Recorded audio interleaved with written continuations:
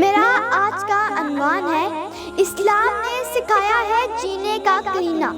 آج سے 1400 سال قبل ماضی میں جھانک کر دیکھیں، جب پوری دنیا علم و تہذیب سے آری اور انسانیت کے رشتوں سے ناواقف تھی، جب قتل و غارت بے حیائی کا راج تھا، ظلم کا بول بالا تھا، جب دیویوں اور دیوتاؤں کی خوشنودی حاصل کرنے کے لیے ننھے بچوں کو قربان گاہوں میں لے جا کر ذبح کر دیا جاتا تھا، جب نامہ ناموس اور وقار کے تحفظ کے لیے کمسن کلیوں کو زندہ درگور کر دیا جاتا تھا، پھر ایسے میں اللہ کی رحمت جوش میں آئی اور اللہ نے اپنی رحمت سے ایک چاند عرب میں چمکایا جس نے اپنے نور سے سرزمین عرب کو منور کر دیا،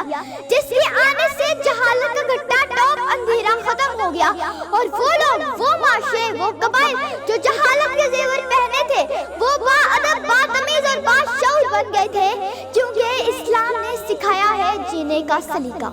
صدر علی وقار، اسلام نے جینے کا سلیقہ سکھایا تو انسان کو شعور آیا کہ معاشرے میں عورت کو وہ مقام، وہ عزت و سایہ، وہ رحمت ملا کہ اسے انسانوں کے حقوق سے مالا مال کر دیا گیا۔ صدر علی وقار وہ لوگ تھے جو لڑکیوں کو زندہ دفنایا کرتے تھے۔ صدر علی وقار یہ اسلام کا بنایا ہوا رستہ ہی تھا جس پر عمل کر کے ہمیں اشرف المخلوقات کا رتبہ ملا۔ صدر علی وقار آج ہم اسلام کی تعلیمات کو بالائے طاق رکھ کر مغرب کو بنانے میں لگے ہیں اور مغرب ہماری ہی تعلیمات پر عمل کر کے ترقی کی منازل طے کر رہا ہے، اور ہمارا حال کچھ یوں ہے کہ نہ خدا ہی ملا، نہ وصال صنم،